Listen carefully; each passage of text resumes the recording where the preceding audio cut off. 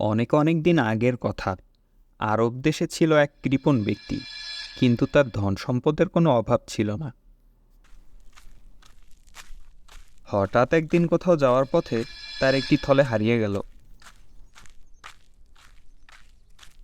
এক গরিব লোক কাজের সন্ধানে ওই রাস্তা দিয়ে যেতে লাগলো। যেতে যেতে সে রাস্তার মধ্যে থলেটি দেখতে পেল। আরে, এটা কি দেখছি আমি?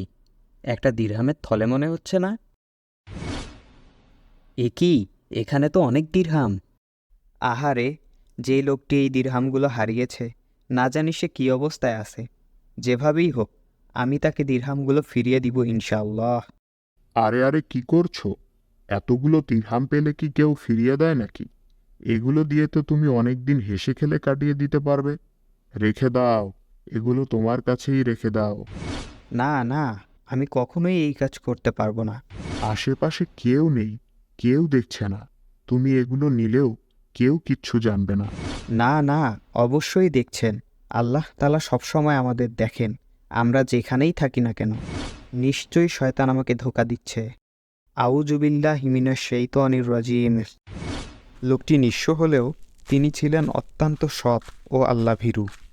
অনেক খোঁজাখুঁজির পর এক পর্যায়ে তিনি থলের প্রকৃত মালিক, ওই কৃপণ ধনাত্ম ব্যক্তিকে খুঁজে পেয়ে তার দিরহাম তাকে ফেরত দিলেন। আহ, অনেক খোঁজাখুঁজি করেও আমি এটাকে পাইনি। এটাকে ফিরিয়ে দেওয়ার জন্য আপনাকে ধন্যবাদ। আল্লাহ আপনাকে উত্তম প্রতিদান দিক। আল্লাহ আপনাকেও উত্তম প্রতিদান দিক। লোকটি যে এত কষ্ট করে থলেটি আমার কাছে পৌঁছে দিয়েছে, তাই তাকে অবশ্যই কিছু বকশিশ দিতে হবে। না না, কখনোই নয়। তাকে বকশিশ দিলে তো আমার সম্পদ কমে যাবে।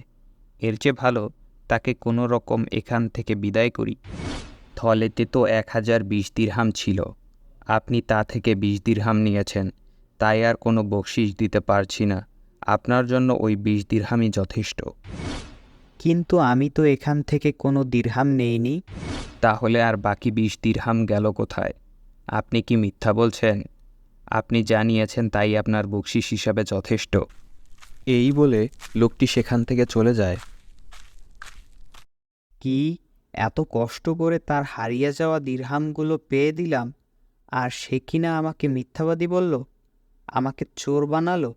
না না, এই অপমান আমি কিছুতেই সহ্য করতে পারবো না।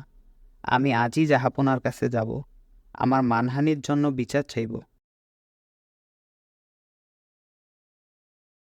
রাজা লোকটির সমস্ত ঘটনা শুনলেন এবং ওই কৃপণ লোকটিকে ডেকে পাঠালেন। রাজা লোকটিকে প্রশ্ন করলেন, আপনার থলেতে কত দিরহাম ছিল? 1020 দিরহাম জাহাপনা। এখন কত দিরহাম আছে? 1000 দিরহাম আছে, বাকি 20 দিরহাম সে নিয়েছে।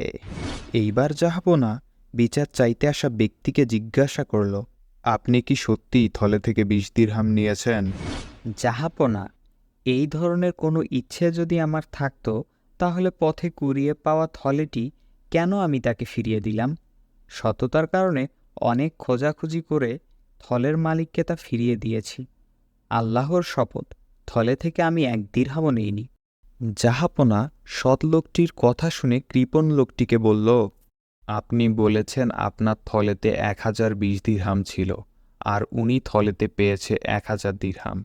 কাজেই থলেটি আপনার নয়, থলেটি অন্য কারো হবে।